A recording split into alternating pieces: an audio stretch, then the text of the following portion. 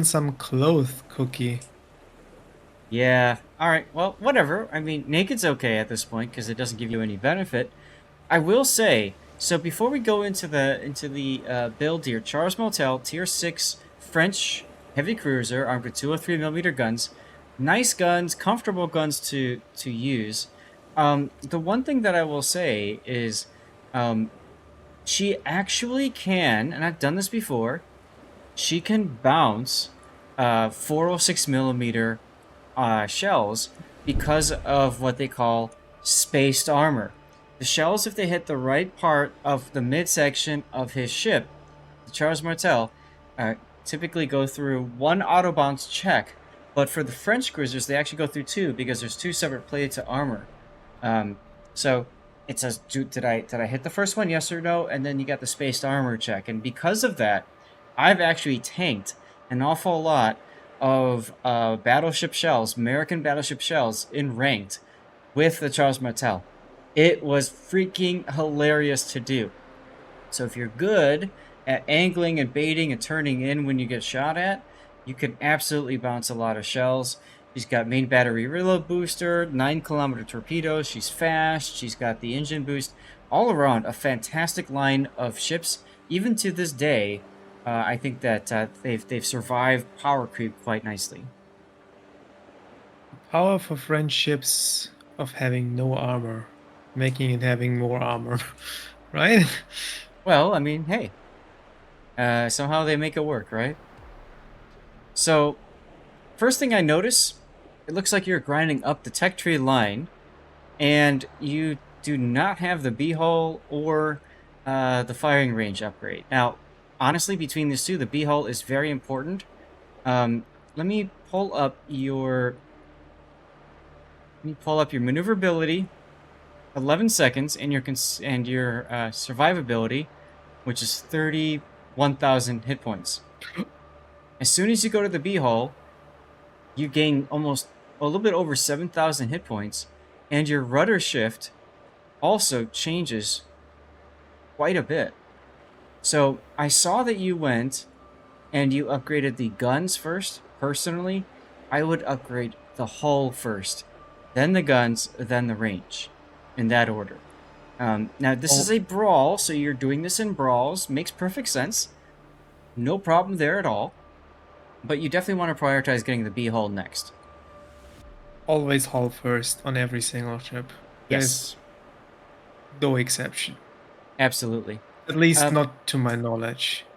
So let's take a look at your modules. You've got main armaments, engine room protection. You don't want to lose your engines. On a French heavy cruiser, that's fine. Alternately, they do really well with the engine boost modification because the engine boost really helps them to relocate to other sides of the battlefield. Range first on cruisers. So Iron Mules, you can absolutely go for range if you want to, but the problem, in my opinion, is you really need the rudder shift that comes with the B hull in these ships. That extra 3 seconds might not seem a lot, but keep in mind that's that's 180 degrees. If you're hard over one side to the other side, it's if I remember right, that's more than 180. Um, so I think this is actually from zero full. I think it's 0 to full. So that 3 seconds becomes 6 seconds, going from hard over one to hard over the other. So to me, I think the B hull is more important than the range. I understand the argument, and it's a fair argument, but you absolutely do want to play the ship at range anyways, against battleships at least. Let's see. So let's continue. You've gone from main battery traverse speed, steering gears, and then finally concealment. Now, not bad considering you got the A-hull, and I see you said you already have the St. Louis researched. Okay, I get it. And I know we talked before about you being a little credit poor. Still, I really kind of feel like this is But something. you have the St. Louis research, so you actually have the Beagle research and choose to not use it. It's credits. He's got a research. He doesn't want to spend the credits to get it. I understand That's that, but that's such a bad decision. I would agree. Grab How the much hull. does the hull even cost? I About don't know. 2 million-ish. Thank you, SAT. So, Like you get half of it back anyway when you yeah. if you were to Oh! sell the ship. Timeout, he says what he means is when he played it, he didn't have it researched, but now he's all the way. So he was able to Okay. grind out. I'm guessing you ground out the ship in Brawls, which is not a bad idea, like I said. Okay, moving Okay, along. fair. I want to comment on this here.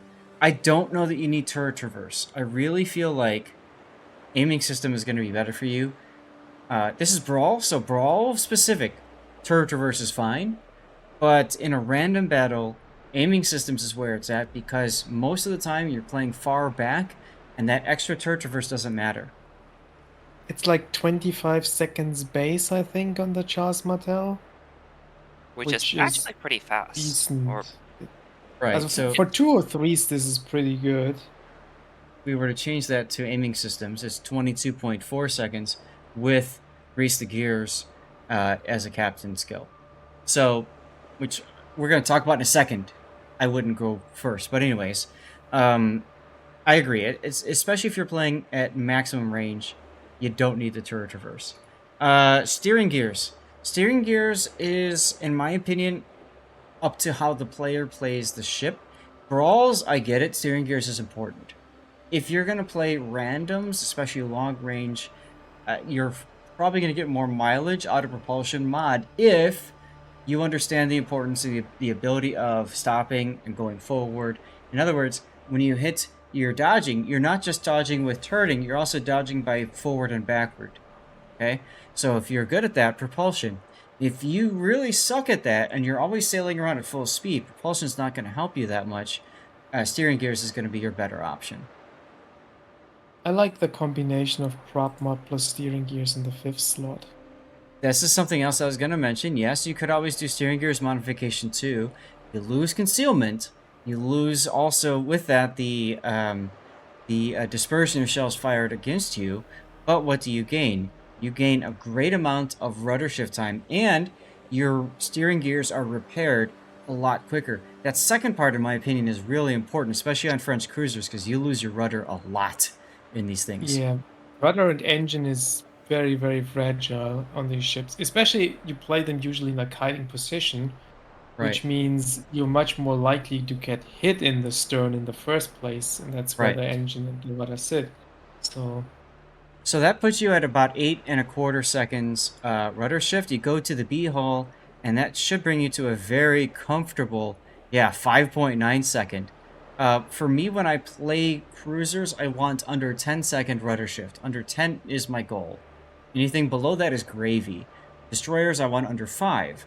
So a near 5-second rudder shift, it's fantastic. But in any case, let's go back to the way that you've got it built. really allows you to dodge incoming fire nicely. Oh, it helps tremendously. Is this a standard captain? One of the honorees? Up on you? Cookie, can you tell us real quick about that? And while you're answering that question, it's a standard. Okay. You start with Grease the Gears. Again, this is Brawls. I get it. And if you're grinding the ship in Brawls specifically, that's fine. Random battles, you absolutely need Last Stand because of how many times your rudder is lost or your engine is lost. So I'm just For going to mention that. Yes, Grunty? for every French mainline cruiser, maybe you can get away with not having it on the Henry, but on the Charles Martel, St. Louis, Yeah. the tier 7, 6, 5, you Yep. 100% want this skill. Yep. They, it's it's as vulnerable as you were playing a light cruiser, if not worse. Yep. Now, your other skills, I think, are fine for the French heavy cruiser line. Priority target, obviously, you need to know when it's time to disengage, and that's when that number goes up to, say, 3, 4, 5, or 13. Your adrenaline rush, obviously, is helpful for you in a French cruiser. When I did ranked one season, because it was tier 8 only, because I play in the North American server, and there's a lot of people that like to play American battleships, I actually ran IFHE on the cruiser simply because I could pen the deck armor of the North Carolina, the Alabama, etc., Massachusetts. But unless you see a ton of those, I don't know if you see them as much on an EU server. It's obviously not going to be helpful for you. So Adrenaline Rush into Concealment Expert makes perfect sense to me. I would absolutely do this build, except for this. For Charles Martel, it makes perfect sense. On a St. Louis, you would take Superintendent first. Because of the extra heal. Correct. Yeah. Yep. So the St. Louis and the Henri, Superintendent and Survivability Expert come in very handy on those ships. So those are some things to think about prioritizing later.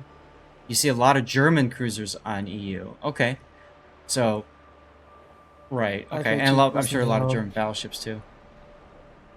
Yeah, but deck armor on the German battleships is too much for IFHE. Mm-hmm. It really only helps against the 38mm things. Right. Which is why I said of the American battleships. Yep. You've got no signals. It's Brawls. I get it. It's fine. Obviously, anti-det's important. Fire flood is important. Speed is important. Fire chance is important. Ramming you could possibly get away with, but it's kind of hard to do. And yeah, whatever. Funnily enough, for the Henry or the Henri, IFHE is semi-viable again.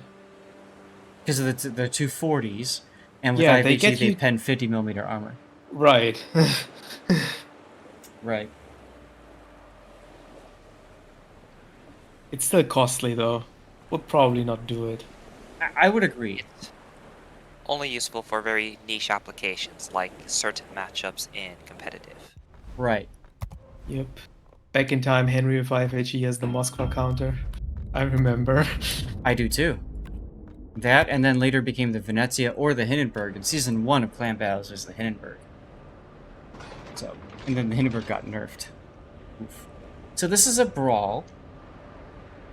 Let's get to normal speed. There we go. This is a Brawl. Monarch, Mogami, Edinburgh, and Benson you're up against. You've got a Tirpitz Bismarck, Charles, and a Kagero. So you've got extra battleships, so this should be an easy win for you guys, right? Looks like except for the destroyer matchmaking, it looks good. You'd prefer the Benson over the Kagero? I would. Honestly, I probably would too. Same here. And like, it's not that the Kagero per se is bad, but when it comes to these 4v4s, and these destroyers actually fight each other, then the Benson is much better at dealing with the Kagero than vice versa. Absolutely, and City Boar, I completely agree with you. I really enjoy Martel as well. I have a very soft spot for it. I might actually preload AP in this matchup, just in the hopes of catching out in Edinburgh or Mogami broadside. Okay. Also, you don't need to race ahead of your battleships. Your battleships are the heavy hitters this game. You're there for support. Okay, good point as well. Oh, and speaking of wishing you had AP loaded. You know, here's the thing. If the Edinburgh turns in like he's doing, that AP doesn't really matter too much. And I guess it didn't matter anyways, because he missed. No. Kagero and Benson now spotting each other, so they're doing the Spider-Man meme.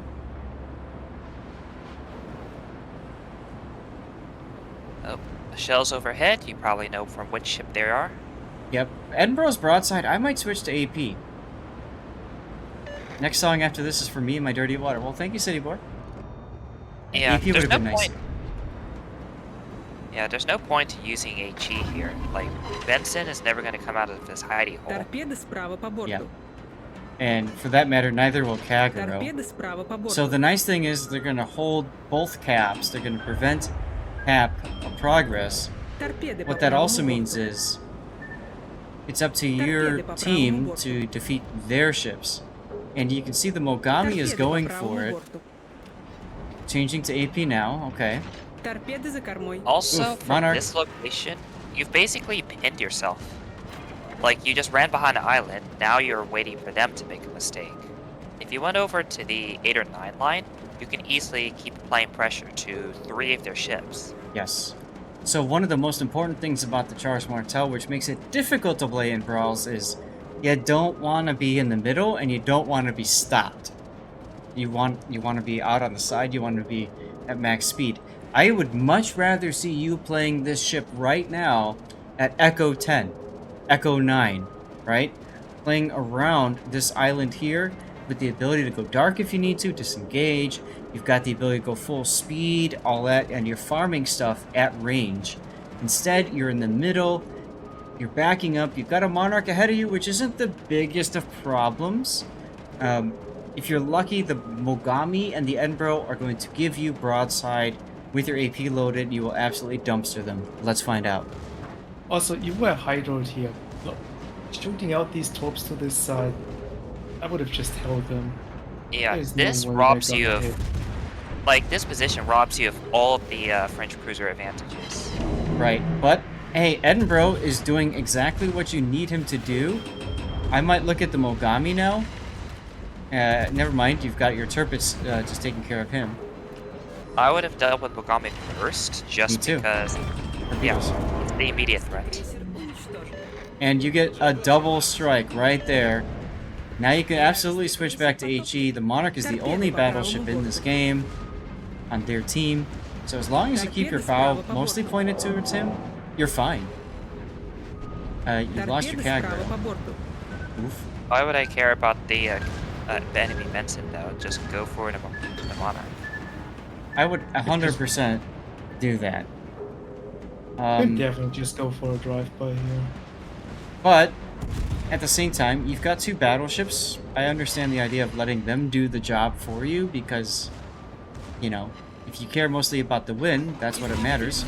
If that's the case, you should be turning your guns to the left and heading north so that you can be sailing away from the Benson, spot him, and start shooting him and kill him. But the Benson is coming out because he's panicking anyways. So this is an easy win as well. One scotch, one bourbon, one beer. We just saw the Benson was right up to the island, so he had to go forward. Yes, he does have to go forward, but if you had pulled forward and head north, turned your guns to the left, remember, you've got both extra gun turret reverse. There's no reason to lock your guns on one side in this mode.